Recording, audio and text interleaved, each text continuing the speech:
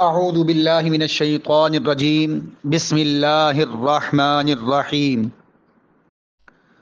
دورہ تفسیر قرآن کورس کی ایک نئی کلاس کے ساتھ ایک مرتبہ پھر آپ کی خدمت میں حاضری کا شرف و اعزاز اور سعادت حاصل کر رہا ہوں۔ آج سورہ مائدہ آیت مبارکہ نمبر 18 سے ہم قرآن کریم کی آیات طیبات کی تشریحات اور ترجمہ سماعت کرنے جا رہے ہیں۔ گزشتہ آیات میں عیسائیوں کے باطل عقائد کا تذکرہ تھا اور ان کا رد کیا گیا تھا۔ آنے والی آیات میں یہودیوں کے باطل عقائد اور عیسائیوں کے باطل عقائد اور اس پر ان کی خوش فہمیوں کا تذکرہ ہو رہا ہے اور ان کا رد بھی کیا جائے گا۔ ساتھ ہی ساتھ ان کی خواصوں پر مشتمل پورا ایک رکوع ہے کہ جو انہوں نے ان کے بڑوں نے حرکتیں کی، وہ پورا رکوع آج ہم سماعت کرنے جا رہے ہیں۔ اللہ تبارک و تعالیٰ کے پاک کلام کو سننے سے پہلے یہ بات یاد رکھیے گا کہ نبی پاک صلی اللہ علیہ وآلہ وسلم کے پاس کچھ اہل کتاب آئے اور دین کے معاملے میں گفت و شنید شروع کی۔ رحمت کونین صلی اللہ علیہ وسلم نے انہیں اسلام کی دعوت دی، اللہ تعالیٰ کی نافرمانی کے عذاب سے ڈرایا، تو وہ کہنے لگے ہمیں کیوں ڈراتے ہو بھائی، ہم تو اللہ کے بیٹے ہیں، ہم تو اللہ کے محبوب ہیں، ہمیں تو عذاب آئے گا ہی نہیں۔ مانا یہ کہ وہ یہ سمجھتے تھے کہ جیسے باپ کو بیٹا پیارا ہوتا ہے ایسے ہی ہم ہیں، ہم بہت محبوب ہیں، ہمیں تو عذاب آئے گا ہی نہیں۔ تو اللہ تبارک و تعالیٰ یہاں ان کی اس خوش فہمی کا تذکرہ اور اس کا رد فرما رہا ہے۔ چنانچہ فرمایا وقالت اليہود والنصارى، یہودی اور عیسائی بولے، انہوں نے کہا نحن ابناء اللہ، ہم اللہ کے بیٹے ہیں، واحباؤہ، اور اس کے محبوب ہیں۔ مانا وہ نمبر ایک تو اللہ کے لیے نامناسب کلمات استعمال کر رہے تھے کہ اللہ لم یلد ولم یولد، نہ کسی کا باپ ہے نہ کسی کا بیٹا، تو اللہ کے لیے نامناسب کلمات کا استعمال جائز نہیں۔ جیسے کئی لوگوں کو دیکھا ہے وہ اللہ کے لیے اللہ میاں کہتے ہیں، اوپر والا کہتے ہیں وغیرہ ذالک کا۔ تو اللہ تبارک و تعالیٰ کو اللہ تعالیٰ، پروردگار، مالک کائنات، اس طرح کے اچھے اچھے کلمات سے پکارنا چاہیے۔ ایسے انہوں نے کہا کہ ہم اللہ کے بیٹے ہیں اور اللہ کے محبوب ہیں، مانا ہمیں عمل کی کوئی ضرورت نہیں۔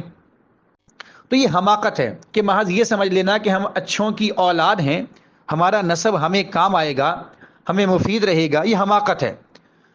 یاد رکھیے گا قرآن کریم نے ہر جگہ ایمان کے ساتھ ساتھ اچھے عمل کا تذکرہ فرمایا، اور یہاں گویا کہ یہ بھی بتایا جا رہا ہے، آگے فرمایا قل فلم یعذبکم بذنوبکم، تم ہی کہتے ہو کہ ہم 40 دن کے لیے جہنم میں جائیں گے اس کے بعد بخش جائیں گے، تو کون سا باپ ہے جو اپنے بچوں کو آگ میں جلاتا ہے؟ تو قل، اے محبوب فرمائیے فلم یعذبکم بذنوبکم، اگر تمہارا یہ دعویٰ ہے کہ ہم بخشے ہوئے ہیں تو اللہ تعالیٰ تمہیں تمہارے گناہوں کی وجہ سے جہنم میں کیوں بھیجے گا؟ بل انتم بشر ممن خلق، اپنے آپ کو محض اچھا نسب والا سمجھ کر اچھے عمل، اچھے عقائد سے بے نیاز نہ سمجھو، بلکہ تم عام لوگوں کی طرح بشر ہی ہو۔ یغفر لمن یشاء ویعذب من یشاء، اللہ جس کو چاہتا ہے بخش دیتا ہے اور جس کو چاہتا ہے عذاب عطا فرماتا ہے۔ معنی یہ کہ وہ ایمان والوں کو بخش دیتا ہے اور کافروں کو عذاب عطا فرماتا ہے۔ وَلِلَّهِ مُلْكُ السَّمَاوَاتِ وَالْأَرْضِ، اور زمین و آسمان کی بادشاہت اللہ ہی کی ہے، وَمَا بَيْنَهُمَا، اور جو کچھ زمین و آسمان کے درمیان ہے اس کی بادشاہت بھی اللہ ہی کی ہے، وَإِلَيْهِ الْمَصِيرُ، اور اسی کی بارگاہ میں لوٹ کر جانا ہے۔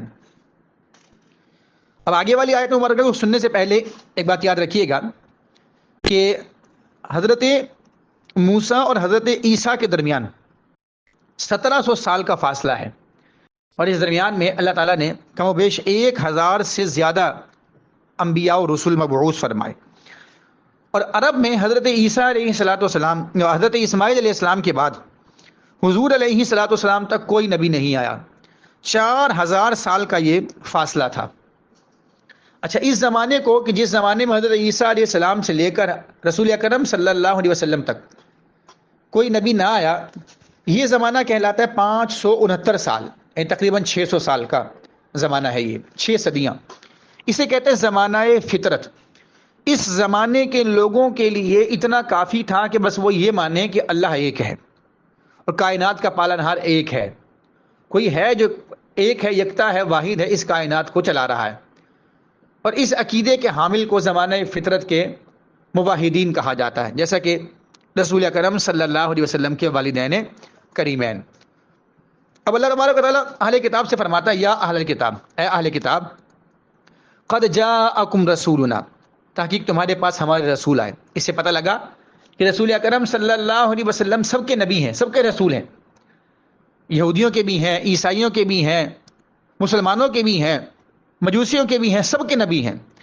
فرمایا کہ ہمارے رسول تمہارے پاس آئے، یبین لکم، تم پر بیان کرتے ہیں۔ کیا بیان کرتے ہیں؟ بھائی تمہاری کتابیں بیان کرتے ہیں اور قرآن مجید بھی بیان کرتے ہیں۔ اس کا مطلب ہے رسول اکرم صلی اللہ علیہ وسلم تورات بھی جانتے ہیں، زبور بھی جانتے ہیں، انجیل بھی جانتے ہیں، ساری کتابوں کا علم رکھتے ہیں۔ فرمایا کہ بیان کرتے ہیں علی فترۃ من الرسل، رسولوں کے زمانہ فطرت پر۔ مانا کیا؟ وہ وقت ہی کہ تمہارے درمیان کوئی رسول نہیں تھا، کوئی نبی نہیں تھا، کم و بیش 600 سال تک تم تشنا رہے، پریشان رہے، تمہارے اندر خرابیاں پیوست ہوتی رہیں، تمہارے اندر بگاڑ پیدا ہوتا رہا، تم نبی کو ترستے رہے، تمہاری پیاس بڑھتی رہی، تمہاری بھوک بڑھتی رہی، تو تمہارے پاس نبی آئے۔ چاہیے تو یہ تھا کہ تمہاری طلب چاہت کسک پوری ہو رہی ہے، تمہاری پیاس بجھ رہی ہے، اب تمہارے پاس تو کوئی بات کرنے کا موقع ہی نہیں تھا، آنکھیں بند کرتے نبی کو مان لیتے، لیکن تم نے ایسا نہ کیا۔ اور فرمایا کہ نبی آئے اس لیے آئے ان تقولوا ما جاءنا من بشیر ولا نذیر، تم یہ نہ کہہ سکو کہ ہمارے پاس تو کوئی بشیر و نذیر آیا ہی نہیں، کوئی خوشخبری سنانے والا، کوئی ڈر سنانے والا آیا ہی نہیں۔ فقد جاءکم بشیر و نذیر، تو تمہارے پاس دیکھو بشیر و نذیر آ گئے، نبی آ گئے جو ڈر سناتے ہیں، خوشخبریاں سناتے ہیں، یعنی ایمان لاؤ، عقیدہ درست کر لو، عمل اچھے کرو، جنت میں جاؤ گے۔ ایمان نہ لاؤ، عقیدہ بگاڑ لو، عمل برے کرو تو تم جہنم میں جاؤ گے، وہ ڈر سناتے ہیں۔ واللہ علی کل شیء قدیر، اور اللہ ہر چاہے پر قادر ہے۔ پھر آگے ارشاد فرمایا وَإِذْ قَالَ مُوسَىٰ لِقَوْمِهِ، اور یاد کرو جب موسیٰ نے اپنی قوم سے کہا، یا قوم، اے میری قوم، اذکروا نعمت اللہ علیکم، اللہ پر اپنی نعمتوں کو یاد کرو۔ اب وہ کون سی نعمتیں؟ اذ جعل فیکم انبیاء، جب اللہ نے تم میں نبی مبعوث فرمائے۔ اس کا مطلب یہ ہوا کہ نبیوں کی بعثت یہ اللہ کا انعام ہے، اور اس انعام کا ذکر کرنا، اس انعام کا تذکرہ کرنا، اس کا ڈنکا بجانا، اس کا شہرہ کرنا، اس کا حکم اللہ تبارک و تعالیٰ نے بنی اسرائیل کو بھی عطا فرمایا تھا۔ معنی یہ ہوا کہ اگر حضرت موسیٰ علیہ الصلاۃ والسلام انہیں کہہ رہے ہیں کہ تمہارے درمیان نبی آئے، ان نبیوں کو یاد کرو، ان کا ذکر کیا کرو، تو اے امت محبوب صلی اللہ علیہ وسلم، تم بھی اپنے نبی کے آنے کو یاد کیا کرو۔ یہ اللہ کی نعمت ہے، تم بھی چرچا کیا کرو، ذکر کیا کرو۔ اگر ذکر کرتے رہو گے عظمت بڑھتی رہے گی، اور عظمت بڑھتی رہے گی تو تمہارے دل میں اطاعت کا جذبہ بیدار رہے گا۔ یہود و نصارہ کی طرح اگر تم نے اپنے نبیوں کی آمد کا تذکرہ چھوڑ دیا، چرچا چھوڑ دیا، تو تمہارے دل سے عظمت غائب ہو جائے گی، محروم ہو جاؤ گے عظمت و عزت سے، اور جب عزت و عظمت سے محروم ہو جاؤ گے تو پھر تمہارے درمیان سے اطاعت کا جذبہ ختم ہو جائے گا۔ جیسے آج لوگ بڑے آرام سے کہہ دیتے ہیں کہ جی ہم نے تو نماز بھی کم کر دی، اب تو ہمارے پاس نمازیوں کی تعداد بڑھ رہی ہے، ہم نے تو نماز کی اضافی جو سنتیں تھیں، نوافل تھے، وہ بھی ختم کر دیے۔ تو ایسے لوگوں کو کہو کہ تم نبی پاک صلی اللہ علیہ وسلم کی عزت و عظمت کو کم کر رہے ہو، اسی وجہ سے اطاعت کا جذبہ ماند پڑ رہا ہے۔ باہر کے فرمایا وَجَعَلَكُم مُلُوكًا، اور اللہ تعالیٰ نے تمہیں بادشاہ بنایا۔ مانا یہ اقتدار بھی اللہ تبارک و تعالیٰ کی نعمت ہے، اور اللہ تبارک و تعالیٰ اس اقتدار کو بھی اللہ کا انعام کا تذکرہ کر کے اس کے ذکر کا حکم فرما رہا ہے۔ فلہذا جن لوگوں کو اقتدار ملتا ہے ان لوگوں کو ہوش کے ناخن لینے چاہیے، ایسے لوگوں کو اللہ تبارک و تعالیٰ کا ڈر پیدا کرتے ہوئے امت کی خیر خواہی اور بھلائی کا کام کرنا چاہیے۔ رسول اکرم صلی اللہ علیہ وآلہ وسلم نے ارشاد فرمایا، بخاری کی حدیث، جس شخص کو اللہ تعالیٰ نے کسی رعایا کا حاکم بنایا اور وہ خیر خواہی کے ساتھ ان کی نگہبانی کا فریضہ ادا نہ کرے تو وہ جنت کی خوشبو بھی نہیں پا سکے گا۔ ایک اور روایت میں رحمت دو عالم صلی اللہ علیہ وآلہ وسلم نے ارشاد فرمایا، مسلمانوں کو جس والی کی رعایا بنایا جائے پھر وہ والی ایسی حالت میں مرے کہ اس نے مسلمانوں کے حقوق غصب کیے ہوں تو اللہ تعالیٰ اس پر جنت حرام فرما دیتا ہے۔ ایک اور روایت میں رحمت دو عالم صلی اللہ علیہ وآلہ وسلم کی یہ دعا منقول ہے، اے اللہ میری امت کا جو شخص بھی کسی پر والی اور حاکم ہو اور وہ ان پر سختی کرے تو تو بھی اس پر سختی فرما، اگر وہ ان پر نرمی کرے تو تو بھی ان پر نرمی فرما۔ ایک اور روایت میں آقا دو عالم نور مجسم شاہ بنی آدم صلی اللہ علیہ وآلہ وسلم نے فرمایا، جسے اللہ تعالیٰ نے مسلمانوں کے کسی کام کا والی بنایا اور وہ ان کی حاجت مندی، بے کسی اور غریبی میں ان سے کنارہ کشی کرے تو اللہ تعالیٰ اس کی حاجت مندی، بے کسی اور غریبی میں اسے چھوڑ دے گا۔ جناب عمر بن عبدالعزیز رضی اللہ تعالی عنہ جب حاکم بنے تو آپ گھر پہ آئے، مصلی بیٹھ کے رونے لگے، اتنا رونے لگے، اتنا روئے کہ آپ کی داڑھی مبارک آنسوؤں سے تر ہو گئی۔ آپ کی زوجہ نے پوچھا کیوں روتے ہیں؟ تو آپ نے فرمایا کہ میری گردن پر میری امت کا، اللہ کے نبی کی امت کا بوجھ ڈال دیا گیا ہے، اور اگر میں نے ان کی تیمارداری نہ کی، خیر خواہی نہ کی تو مجھ سے ان کے بارے میں سوال کیا جائے گا۔ باہر کہ پھر آگے فرمایا یا قوم، حضرت موسیٰ علیہ السلام نے اپنی امت سے جو فرمایا تھا اس کا تذکرہ ہو رہا ہے، اے قوم ادخلوا الارض المقدسہ، اس ارض مقدسہ میں داخل ہو جاؤ، یعنی شام کی وہ زمین جہاں پر جبارین نے قبضہ کر لیا ہے وہاں داخل ہو جاؤ۔ یہاں سے پتہ لگا کہ اگر ارض مقدس پر کبھی کوئی کافر قبضہ کر لے تو اس کے تقدس میں فرق نہیں آتا، جیسے آج فلسطین پر، قبلہ اول پر، بیت المقدس پر اسرائیلی قبضہ کرنے کی کوششیں کر رہے ہیں تو ان کے قبضے کی باوجود بھی اس کے تقدس، اس کے احترام کا تسلسل باقی رہے گا، باقی ہے اور قیامت تک رہے گا۔ فرمایا التی کتب اللہ لکم، کہ وہ سرزمین مقدس جس کے لیے اللہ نے تمہارے لیے، جو اللہ نے لکھ دی ہے، مانا جس کا قبضہ تمہارے لیے لکھ دیا ہے، اس میں داخل ہو جاؤ۔ ولا ترتدوا علی ادبارکم، اور پیٹھ پھیر کر نہیں بھاگنا، فتنقلبوا خاسرین، اگر تم ایسے پلٹے تو یاد رکھنا کہ تم خسارہ اٹھانے والوں میں سے ہو جاؤ گے۔ اب حضرت موسیٰ علیہ السلام نے فرمایا، پیچھے آپ واقعہ سن چکے ہیں، آپ علیہ صلاۃ والسلام نے انہیں بھیجا تھا کہ جاؤ 12 نقیبوں کو دیکھ کر آؤ، وہ آئے، اور حضرت یوشع اور حضرت کالب کے علاوہ باقی سب نے 10 کے 10 لوگوں نے اپنی قوم کو سارے حالات بتا دیے تھے۔ اب قوم ڈر گئی تھی۔ اب یاد رکھیے گا، جب نبی کی عزت و عظمت ختم ہو جائے نا تو اطاعت کا جذبہ ختم ہو جاتا ہے اور کفار کا رعب دلوں میں پیدا ہو جاتا ہے۔ جیسے آج ہماری قوم میں آقا دو عالم صلی اللہ علیہ وسلم کی عزت و عظمت اور ناموس کو ختم کرنے کی پوری زور لگایا جا رہا ہے، سازشیں کی جا رہی ہیں، نئے نئے فتنے اٹھ رہے ہیں، کسی طریقے سے امت کے دل میں رسول اکرم صلی اللہ علیہ وسلم کی عزت و عظمت اور ناموس باقی نہ رہے، کیونکہ عزت و عظمت اور ناموس ختم ہو جائے گی تو کفار کا رعب خود بخود پیدا ہو جائے گا اور یہ اطاعت کا جذبہ کم ہو جائے گا۔ یہی کہا تھا ان بنی اسرائیلیوں نے، قالو بولے، یا موسیٰ، اے موسیٰ۔ اب دیکھو جب کوئی نافرمان اور سرکش ہو جاتا ہے نا تو وہ بغیر القاب کے نام سے پکارتا ہے، جیسے آج بھی لوگ انبیاء کرام علیہم الصلوۃ والسلام کو بغیر القاب کے محض نام سے پکارتے ہیں۔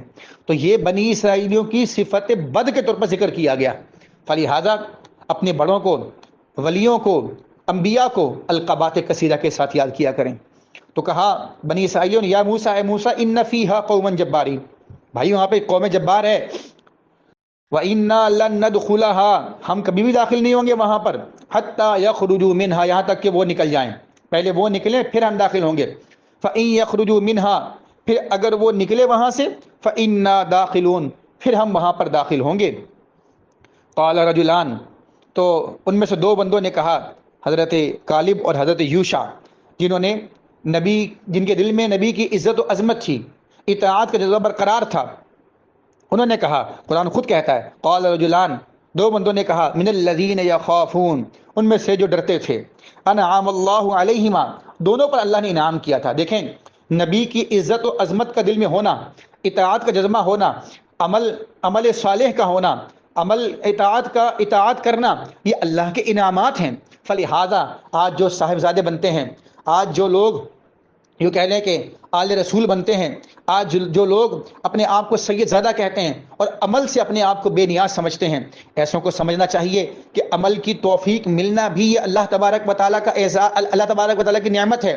عمل کی سعادت مل جانا بھی یہ اللہ تبارک و تعالیٰ کا کرم ہے، اور اللہ کا خوف مل جانا بھی اللہ تبارک و تعالیٰ کا بہت بڑا انعام ہے. تو بہرکیف ان دونوں نے کہا ادخلوا علیہم الباب، وہ اپنی قوم کو سمجھا رہے ہیں کہ بھئی دروازے سے سارے داخل ہو جاؤ.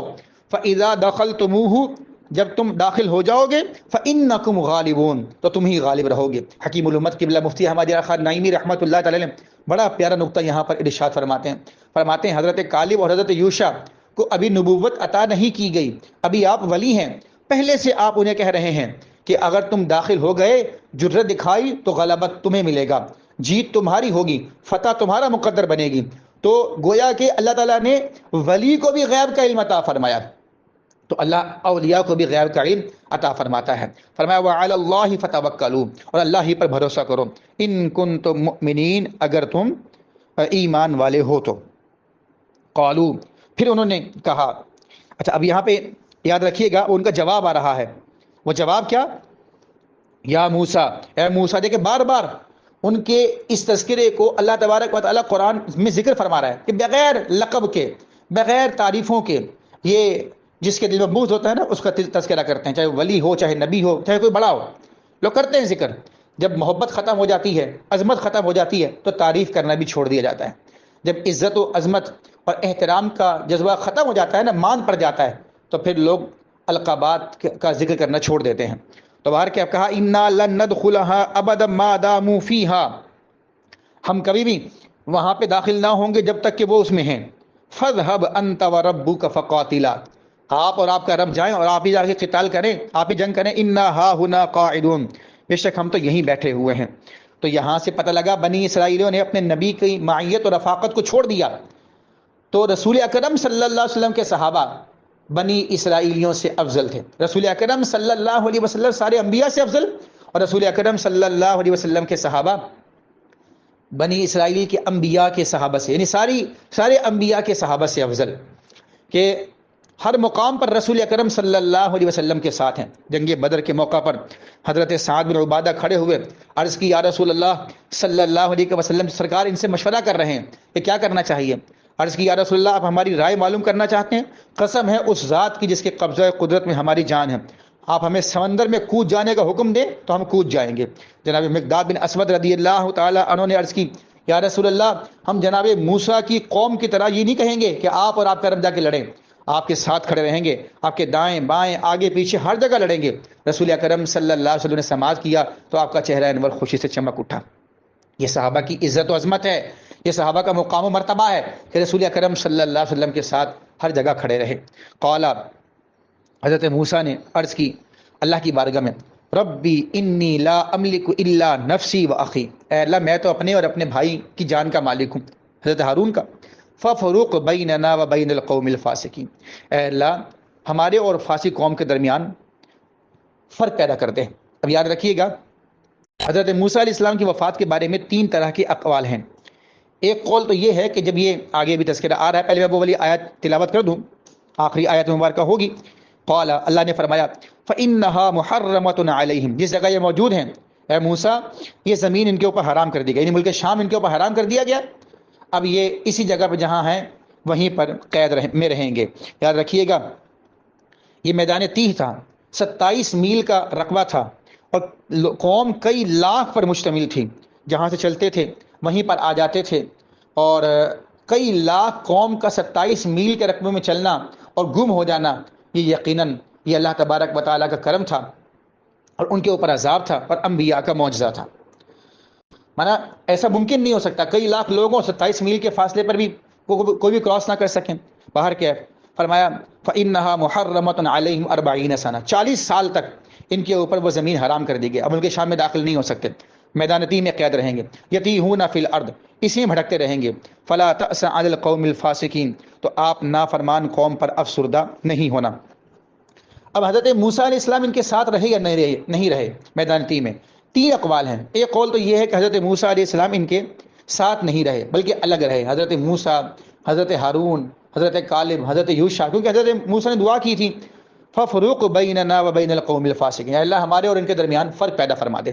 اور ایک قول یہ ہے کہ حضرت موسیٰ ان کے ساتھ رہے، لیکن آپ کے لیے اللہ تعالیٰ نے انتظامات الگ کی ہے، ان کے لیے انتظامات الگ تھے، آپ کے لیے انتظامات الگ تھے۔ اور تیسرا قول یہ ہے کہ آپ علیہ الصلاۃ والسلام ان کے ساتھ رہے، لیکن جب یہ اس میدان تیہ سے آزاد ہوئے، ان کی جان چھوٹی عذاب سے، تو پھر اس وقت تک حضرت موسیٰ کا انتقال ہو چکا تھا۔ حضرت ہارون کا انتقال پہلے ہوا، حضرت موسیٰ کا انتقال بعد میں ہوا، پھر حضرت یوشع علیہ السلام کو نبوت عطا کی گئی، تو ان کی مائیت میں انہوں نے جہاد کیا، اور یہ قول زیادہ قوی معلوم ہوتا ہے۔ تو باہر کیا یہ لوگ یوں کہہ لیں کہ حضرت موسیٰ علیہ السلام کے ساتھ رہے، اور حضرت موسیٰ علیہ السلام کے ساتھ بنی اسرائیل وہاں پر رہے، تو اللہ نے ان کے اوپر کرم بھی کیا کہ اچھوں کی برکت سے کرم ہوتا ہے۔ ہیں عذاب میں، ہیں میدان تیہ میں، گرفتار وبال ہیں، بلا ہیں، لیکن آسمان سے من و سلوہ نازل ہو رہا ہے، زمین سے پتھروں سے پانی کے چشمے ابھر رہے ہیں۔ حضرت موسیٰ عصا مارتے ہیں اور 12 چشمے 12 قبیلوں کے لیے آ جاتے ہیں، اور ان کا لباس پرانا نہیں ہوتا۔ اچھا، پھر ان کے ناخن نہیں بڑھتے، ان پر کرم ہی کرم ہوا جا رہا ہے۔ لیکن یہاں ایک بات اور بھی پتہ لگی، بروں کی وجہ سے اچھوں پر بھی تکلیفیں آ جاتی ہیں۔ دیکھیں حضرت موسیٰ علیہ السلام ان کی وجہ سے وہاں پر رہے، ورنہ آپ تو تیار تھے، حضرت یوشع بھی تیار تھے، حضرت کالب بھی تیار تھے، حضرت ہارون بھی تیار تھے، لیکن ان کی وجہ سے، ان کی نحوستوں کی وجہ سے، ان کی بے عملی کی وجہ سے، ان کی جرت کی وجہ سے، ان کے یوں کہہ لیں کہ انبیاء کی عظمت سے انحراف کی وجہ سے حضرت انبیاء کرام کو بھی وہاں پر رہنا پڑا۔ فلہٰذا آپ کو، مجھے، ہم سب کو آج اس بات کو سمجھنا ہے کہ ہمیں اپنے دلوں کے اندر عظمت رسالت مآب صلی اللہ علیہ وآلہ وسلم کو بیدار کرنا ہے، برقرار رکھنا ہے، اس کو دوام دینا ہے، کہ کسی لمحے کم نہیں ہونا چاہیے، اور جو حرکتیں بنی اسرائیلیوں نے کی وہ ہم نہ کریں۔ اللہ تبارک و تعالیٰ آپ کو، مجھے، ہم سب کو فہم دین کی توفیق و سعادت نصیب فرمائے۔ آمین ثم آمین یا رب العالمین۔ سبحانک اللہم و بحمدک، لا الہ الا انت، استغفرک و اتوب الیک۔